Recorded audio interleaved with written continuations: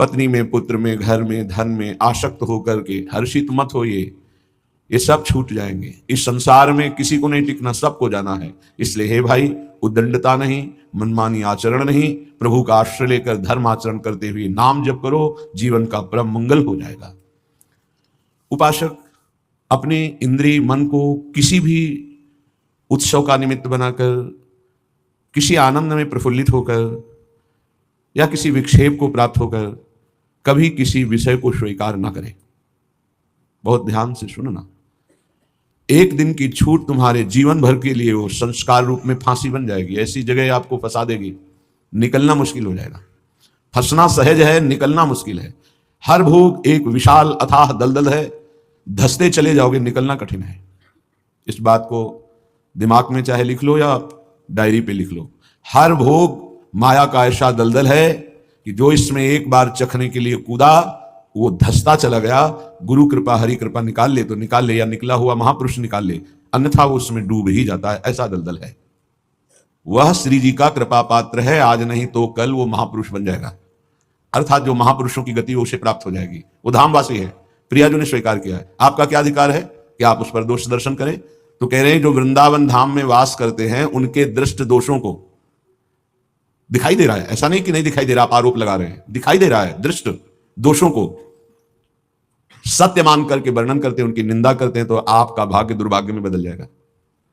यदि आप ये विचार करके कि श्री जी के लाडले हैं, इनकी बाहरी बात है पर इनके ऊपर बहुत कृपा है, आज नहीं तो कल ये सब सुधर जाएंगे क्योंकि लाडली जी के कृपा पात्र हैं, बात बन गई।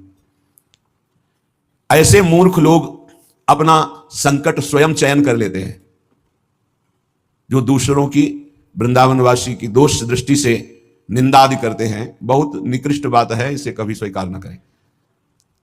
सच्ची कहते हैं, देखो अपने सब पावन भूमि में बैठे हैं, निंदा तो अपनी करनी चाहिए। अंदर से देखो, ईमानदारी से देखो, जो हमारे अंदर कूड़ा करकट है इसकी निंदा करनी चाहिए कि मैं बहुत नीच हूं, हम पर इतनी कृपा है लाडली जी की, इतना दुलार कर रहे हो, हम उनकी दुलार को ठुकराए चले जा रहे हैं। वो कह रहे हैं दाहिने चलो, हम बाएं बढ़ते चले जा रहे हैं, पर वो कृपा ही करती जा रही है। हम कभी एकांत में बैठकर नहीं रोए मैं कितना नीच अपराधी हूं कि अपने इतने करुणा में स्वामी का विरोध कर रहा हूं, उनके विरुद्ध चल रहा हूं, जबकि प्रतिकूल से विसर्जनम, बिल्कुल विसर्जन कर देना, आज के बाद कोई गलती नहीं होगी। पर हम गलती पे गलती करे जा रहे हैं। श्री जी इस बार माफ कर दो, आगे से फिर किया, श्री जी इस बार माफ कर दो, फिर वही वो माफ करती चली जा रही है। हमसे गलती होती। जब हम ये देखेंगे तो हम दूसरे को देखने लायक ही नहीं। हम क्या दूसरे को देखें? हम अच्छे हो तो दूसरे को देखें, और जब सच्चाई में तुम अच्छे हो जाओगे तो दूसरे के दोष नहीं दिखाई देंगे, सब में अपने प्रभु दिखाई देंगे। इसलिए श्रीपाद कह रहे मूर्ख लोग अपने संकट को बुलाते हैं, संकट का निर्माण करते हैं। ये बहुत भयावह बात है कि किसी वैष्णव या किसी वृंदावनवासी की निंदा बिल्कुल भूल कर मत करना। ये ब्रजवासी जन भगवान के लाडले हैं। देवराज इंद्र को भ्रम हो गया, घुटनों पे आ गए, तब भगवान ने क्षमा किया। जाओ, त्रिभुवनपति घुटनों पे बैठे थे इसी रज में, जो गोविंद कुंड है ना, घुटनों के पर थे, नाथ क्षमा कर दो, जाओ। ऐसा अहंकार मत करो कि तुम्हारे द्वारा पूरी सृष्टि चल रही है। ये ब्रजवासी हमारे प्राण हैं, अगर इनको कोई संकट तो फिर हम उसको महासंकट में डाल देंगे। हमारे ब्रजवासियों को कोई ना छेड़े। भगवान कह रहे मेरे प्राण हैं ब्रजवासी जन। देवराज इंद्र से ज्यादा नाराज नहीं हुए, कारण जानते हो? किया तो उपद्रव ब्रजवासियों को पीड़ा देने का, लेकिन सब ब्रजवासी एक साथ बैठ कर दिए ना, तो लालजू ने थोड़ा तो उन पर शासन किया, फिर कृपा कर दी। लेकिन ब्रह्मा जी के ऊपर कृपा नहीं की, क्योंकि अलग कर दिया। ये उपद्रव किए पर सबको इकट्ठा कर दिया, इसलिए ज्यादा इनको पढ़ के देख लेना, ज्यादा नहीं, बस इतना कहा तुम देवराज हो सतोगुणी हो। ये बात है बिंदौर जब भ्रमण करते तब की बात। उस पार इछावर है, इस पार बिंदौर।